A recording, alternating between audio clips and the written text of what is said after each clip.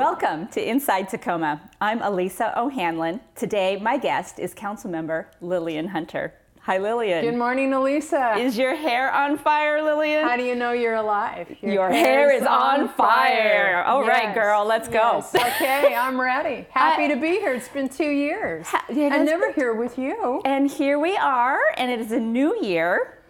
Yeah. And so what are you going to do this year? 2020, clear vision, laser-like focus on the future and the present. I like it. I like it. What do you think of your first 2 years on the council? How has it gone, and where are you going to take it these next couple of years?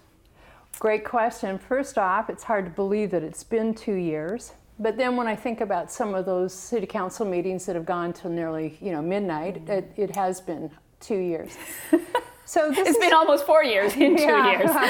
So time for reflection, kind of the reality check of what you think you're going to be able to do and want to do when you run for office and then succeed. And then you get into it, you find that there are some things that are doable, some things that are a little bit more challenging, and some things are maybe not going to happen. So I think at the 2-year mark, you have a reality check of the dynamic of how things work. And so that's where I'm at. Yeah. And I'm looking forward to, I can no longer use the I'm a new council member card because we have 2 new council members coming in. Yep. So I worked that card for as long as I possibly could. But now I'm joining the ranks of the more seasoned council members that are going to help our new council members be successful. Fantastic, fantastic. So tell me one of your proudest accomplishments in these first 2 years. I think age-friendly cities might be one of those. Age-friendly cities is one of those. Ranks right up at the top, and thank you for asking me about that. So on July 30th of this last year, we passed a resolution that Tacoma was determined and intent on being recognized as an age-friendly city. Mm-hmm. And what that means is not just a sound good, feel good initiative there.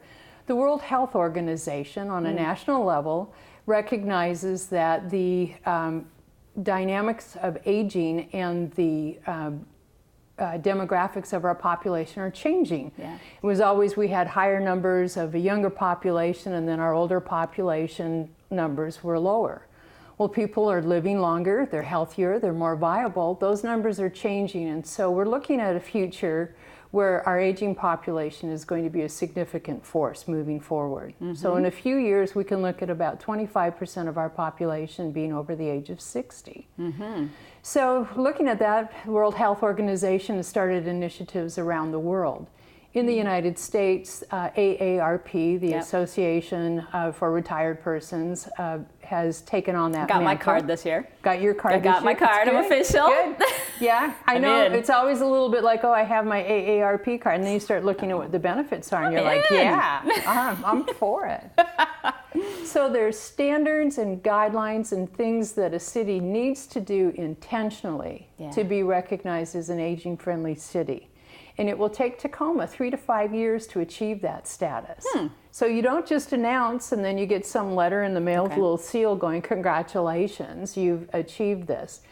So we've sent in our letter of intent along with the resolution, and we've got staff that have embarked on what are we already doing that we can codify with regard to the aging-friendly city, what do we need to work on, and what do we need to put into place for long term. So what are some of those things that we have to qualify? You said there are like 3 to 5 key things that we need to put in place. I would start with transportation would be one thing. Yeah. So we certainly have transportation initiatives here.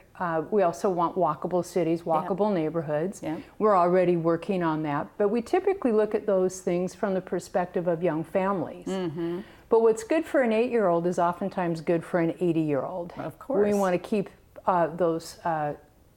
keep that at the forefront of our thinking. Yeah. So it's very easy to be dismissive of people who are older because, of course, we want to invest in our families and our youth, and they're our present and they are our future. But we can't do that without recognizing that we have a viable contributing population that is aging. So Tacoma is not unique to the aging demographics there. We're following the national levels on that. I like to think that if we know that there's going to be more people in that age group of 60 plus, we're not going to be working, we're not going to be generating the tax base, if you will, that a younger generation is doing. There's going to be fewer of those people by numbers in the business. Yeah. So we need to take care of that now. We can still make a contribution and set it up so that it's not only good for us and our peers, but it's good for people such as yourself who are following in our footsteps there, and will find yourself in that 25% of the aging demographic sooner than you think. Well, I think it came sooner than I thought. But and I know from my perspective in working in government relations, particularly with the federal government, AARP is one of the biggest, if actually not the biggest, lobbying firm in Washington, D.C., representing more people in this country than I think any other organization. And so when we're talking about transportation, as the example that you gave, a lot of the times the money that we get to be able to make those investments is something that comes from the federal government. And if AARP is promoting those kinds of issues on behalf of the older constituency, we serve to benefit from that. Absolutely. And frankly, for those individuals who find themselves, we just call it the sandwich generation, where they're taking care of parents and they're taking care of children. Pretty soon we're going to see 4 generations of that. And I don't know what that moniker will be. But don't you want your parents and your grandparents to be able to live independently, be safe, be happy and where they are, and be functional? It takes the load off of that individual who's in the middle of that sandwich, that not only can you then have time for your children, but maybe also a little time for yourself, which is not a bad thing. Absolutely. My whole family, we were many generations in this community, so absolutely I want my mother to live in a safe, and my father, to live in a safe. I'll be sure to report that back to your father. You let him know. Yeah. You didn't leave him out. Okay. Well, duly noted. He comes from a first-generation immigrant family, whereas my mother's family goes several generations back. And I know you're a first-generation immigrant family. I came over on the boat. Yeah, yes. Immigrated, born in Denmark, immigrated. So with my family, this does also tie into the aging. It's just us. We don't have a wide group of aunties, uncles, cousins, and whatnot. And so it's my parents who are 90 years old, still alive, still living independently, and will probably outlive all of us, but good for them. And then my siblings who now have children, that's the extent of our family, and it's great, and we're starting to build a good multi-generational unit there. But we have not had the luxury or the gift of having our cousins and loved ones nearby where we can build that capacity. And we're not the only ones that are in that particular situation. So put some resources in there, invest wisely, plan wisely, so that all of our citizens, all of our residents, all of our constituents are valued, regardless of their age or their ability. Yeah. Well, Tacoma is our family, right? There you are. I would venture to say that that's one of the reasons that you serve in the council role that you do, is that you see this community as an extended family, and you want to do what you can for the extended family. Tacoma's been good to me, and when you asked about the coming into the council, Tacoma's been good to me, and I really want to do a solid for the city. So this is the capstone for me of a career that has largely been in Tacoma we've been here for 52 years now, almost to the day. Yeah. And yes, so I appreciate that, and I value that, and I think it's important that you're part of the process that contributes and gives back. All of those little cliches, they mean something at the end of the day. Fantastic. So we will continue to look for those investments in the next immediate years. I know there's some investments that you worked hard on in the council's last modification to the budget that was passed just last month in December. I did. So tell me about some of the things, some of the budget items that you were able to get in. So it's important to understand, I think the city budget is a behemoth onto its own, if not an outright monster sometimes. So what I want people to understand is that we have a 2-year budget, and as we plan for that 2-year budget, we look at priorities, we look at the city's long-term planning documents, how does this fit in, and we look at what the anticipated revenues are, what monies we've spent. We make the best decision that we can, and it is a very long process. I think we spend 6 to 9 months talking nothing but budget, because we want to make sure that we're making good use of taxpayer dollars. Absolutely. And getting the most bang for the buck and providing for the most people possible. So we passed that budget a year ago, and as we moved forward into the year and actually the deployment of the budget or the budget dollars for those activities, we find at the mid-year that we're either at even right where we budgeted, where we were behind, we didn't budget appropriately, or in this case, we're a little bit ahead. So there was some funds there that we were now able to make some adjustments in the mid-biennium budget. Good. That's Good. the most simple way I can do it. And don't ask me anything more complicated than that, because my eyes will probably roll back in my head. So with that, we had, and then I was a year into now being a council member. But one of the things I work with, as part of my council duties, the Small District Business Association. And these are small businesses throughout the city that come together once a month and have a meeting. And we start to talk about what is it that's happening in your little community there. You bet. And as part of that, there was an event a year ago. The Pantages Theater underwent a beautiful renovation. I mean, just world-class theater there. And we went to the first grand event, which was the Hip Hop Nutcracker Ballet. I've been. Coolest. Have you been? I went this last season. Curtis Snow, we all got to say, everyone stands up, everyone raps. So several of the council members decided to go, and I went with Council Member Ushka. We met there, and we wanted to see what it was all about. And we parked 2 blocks away at City Hall. We were aghast and disappointed at the level of garbage, human waste, just in walking those 2 blocks, you had 2 people who are big fans of Tacoma, not lightweights, and thinking, is this the best we have for a grand opening of a world-class theater where people are bringing their kids and coming from out of town? Oh yeah, from all over the region. And Councilmember Toms joined us with his children, and he felt the same way. We thought, we need to do this. We need to really point this out. So with that, fast forward, so together with Councilmember Toms, we started the Safe and Clean Initiative. And one of the things that we looked around as all this trash and litter was there is that there were no garbage cans. It's like, so if you stop and buy a beverage, a cup of coffee as you're going to the theater or whatnot, what do you do with the garbage afterwards? And there were a number of reasons why there weren't garbage cans, but it boiled down to whose responsibility is it? Is it the business owner's responsibility? Is it the city's responsibility? And we looked at that carefully and started to look at the numbers of, if there's no garbage cans and there's litter everywhere, then we pay environmental services personnel overtime to go clean that up.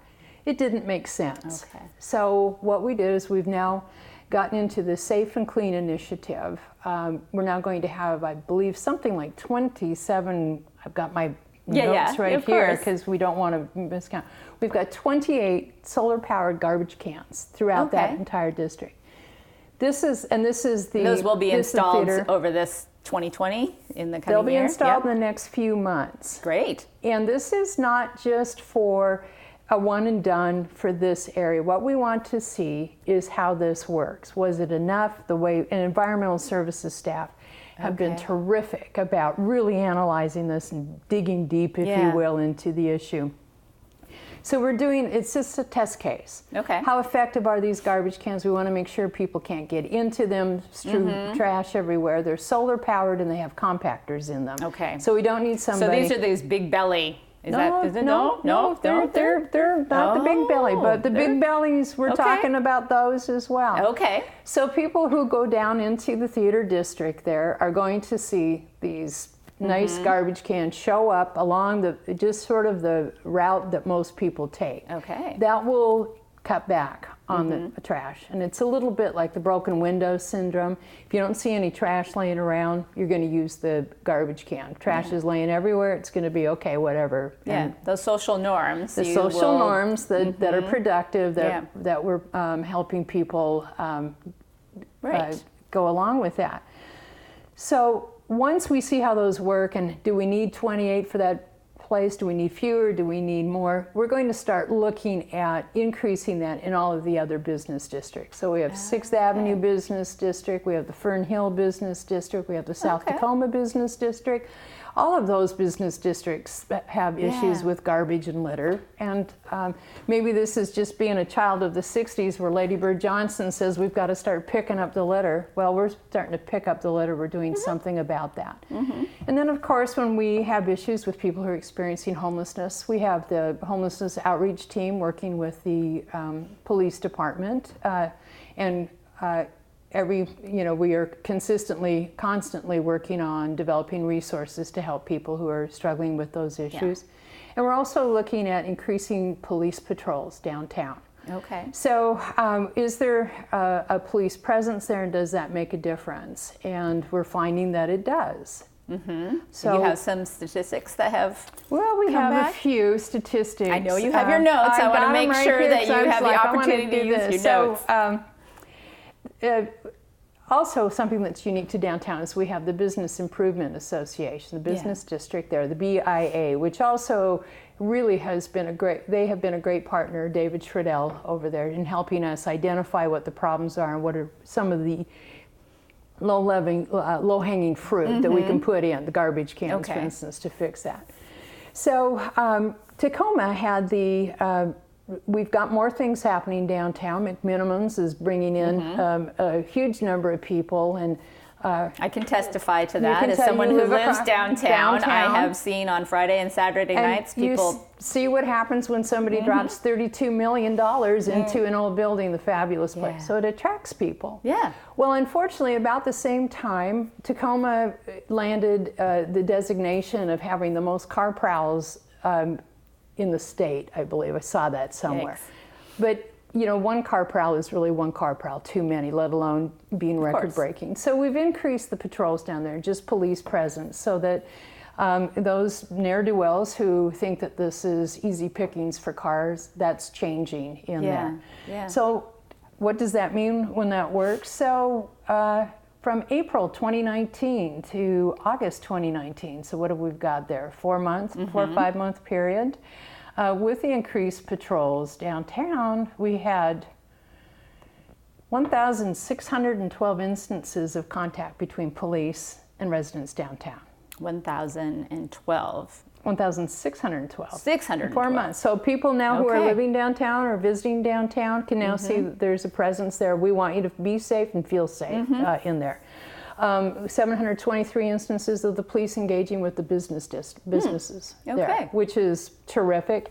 And then we have 703 instances of contact between police and individuals experiencing homelessness. And the good thing about that, not that there's 703, but now we have individuals who are getting information of how they can, resources available to help them get to a better place there. Police are there to protect and serve. Protect and serve. There's a proactive component to it. But in that same 4 month period, we've had 44 felony arrests. So we have had some bad actors that are there. 90 misdemeanor arrests or warrant infractions. And then we've had 25 Department of Corrections contacts. So there is something to be said for, we have a very qualified police department, and we have restored numbers to a pre-recession level, still not necessarily where they need to be. So if we're working carefully with environmental services and also with the police department to make sure that we have a safe and clean downtown area. And the model that we're putting together is one that we're looking to expand to other parts of town. So at what point will you kind of finish this assessment and then decide, you check in after 3 months or 6 months, and then maybe? Well, I think we're going to be ongoing. We're going to check in because what we want data sets that we can use when we go into the next budget cycle, and we can say, this works. We invested X amount of dollars to do these specific things. And if we want to extrapolate that across the city, Now we know what that budget impact's going to be, and we can make a legitimate request to the budget. Right now, it's kind of like, oh, we think we need 25 kind of a garbage guess. cans. Yeah, no, you know? you don't work on a guess. Yeah. No. So we right now have, and again, environmental services staff has done an excellent job of putting together this proposal. It was not capricious by any stretch of the imagination. Wow. So good staff doing good things. Well, if I know anything about you, no, there's nothing capricious by any stretch. You know? I mean, your hair may be on fire, but that's fools people. That's a good thing. But that's exciting. So we'll watch and see, particularly as a downtown resident. I'll just kind of watch and see how the landscape changes a little bit. And I want to just reinforce that this is not going to be just a downtown thing. Right. So anyone who's watching this that says, "Oh, we never do this in our neighborhood," or whatnot. We're putting a plan together so that we can do this. We want all parts of Tacoma to be livable, not just a few key neighborhoods. And as you know, I live in the south end of Tacoma, and I'm fiercely protective of that end of town, along with my neighbors in East Tacoma and South Tacoma. So you have that just reassurance, or that assurance is that we intend to make sure that our little business districts in our community may not be as large and as the downtown business sector, but they certainly are as valued. Well, it is part of the fabric of Tacoma. Yeah. So, if you've been to the Fernhill district lately, or down to South Tacoma area, or looking at what's happening up on the east side of McKinley Avenue, those are hopping spots. Yeah, with Tibbetts at Fernhill, that is one of the hoppin' little restaurants that, Well, and then there's Little Jerry's there. Yes. One of the best breakfasts in town, absolutely. If you can get in, because you can get in, but if you live up the street and you go early, you can get right in there. I got to trek or just across sit with somebody and start talking about your favorite Seinfeld episode. There you go. Yeah, that's cool. It's great fun. Tell me what else you're doing for neighborhoods. I mean, I know housing is one of those perpetual issues that we are trying to get our arms around, affordable housing, and so that is, the city has a 10-year plan. And we do, the AHAS, the Affordable Housing Action Strategy. Yeah. And so there's a lot of different strategies in there to address affordable housing and wages. But I know, you do have this particular focus on neighborhoods and trying to make sure that as we're bringing more housing in, how do we integrate that into our neighborhoods? Well, it's a great question. Yeah. So, the neighborhoods, are the fabric of our city. Yeah. That's kind of a duh. Yeah. But, and also within those neighborhoods, we have people who understand that we have a housing shortage and that we need to build more housing and are supportive of that. And oftentimes people are saying, yes, we want that. And then when it starts to happen, they do but not in my neighborhood, the NIMBY, not in my backyard. I think we have across the city people in neighborhoods who get it, who say, yes, we understand that, and we need the density and the infill in our neighborhoods.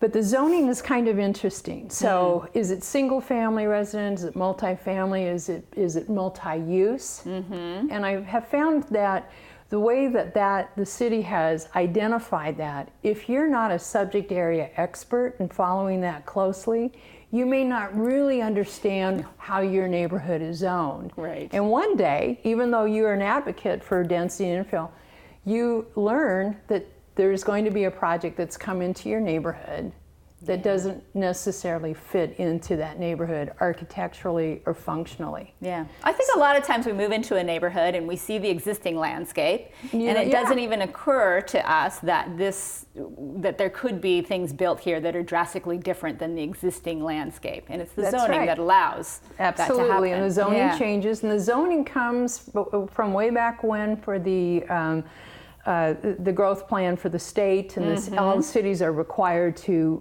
put a plan together and have, the Growth Management Act from 1990. I mean, we're talking way back. Back. Is when that first... and I knew some of the people who were putting that together, and it was like, yeah, whatever. Well, now, 40 they've years evolved later, over time, it certainly has. Yeah. So with that, here's a few things in supporting the neighborhoods.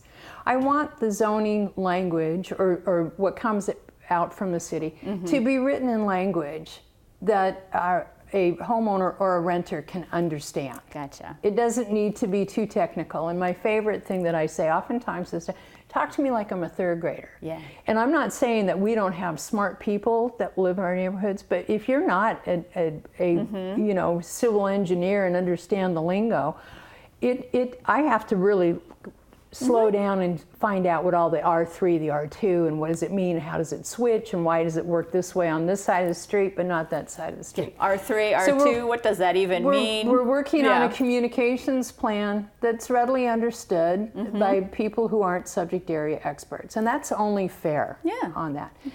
Then the other piece that I'm starting to push is we have, in our desire to increase housing opportunity, I'm concerned that we have accepted an anything goes mentality. Build anything as long as it brings more places for people to live. It's a very fine line there and getting out on the edge, because what's happening is there are projects that are going into neighborhoods where people were supportive, and then they saw the design of the project and their interaction with the developer was less than satisfactory. And we have now created an environment where well-intentioned people have had this experience and are now turning against the concepts of building and density. So we have kind of cut our noses off to spite our face, and what I'd really like to see, and a number of my council members are joining me on this, that if we're giving a developer a multifamily tax exemption for building affordable housing, there needs to be a design standard or expectation that what they're going to be building fits in with the neighborhood, and doesn't become a sore spot in the neighborhood for forever. Sure. Tacoma's made this mistake in the past. If you drive down M Street, kind of going into the North Slope area, there was a move in the 70s that we needed this density, and a number of the large grand houses were flattened. And in their place popped up these apartment buildings that had no... I've driven down the street, There's no design review, they don't fit in. They were just these horrid buildings that were glaring, you know, like raw spots in the neighborhood. The neighborhood took action, got themselves designated as a historical area, which they were, and we now have 40 years of vegetation that has covered a lot of those sins from the 70s. So I invite my younger colleagues, you know, this is what happens when you're the cranky old gal at the end of the DS there. Drive through M Street and imagine what that looks like without the vegetation. And then let's start taking a look at some of these projects that we're saying, go for it, because we're not going to live long enough to see the 40 years of vegetation that will cover those ugly buildings. Well, Councilmember, I appreciate you setting forth that vision. We have so much more we could talk about, except we've run out of time. We've run out of time. That's what happens with women with hair on fire. Hey. So I want to thank you very much. I hope you'll come again. Today, hope I'm invited again. You will be. Yes. Today my guest has been Councilmember Lillian Hunter. I'm Elisa O'Hanlon. Thank you for tuning in to Inside Tacoma.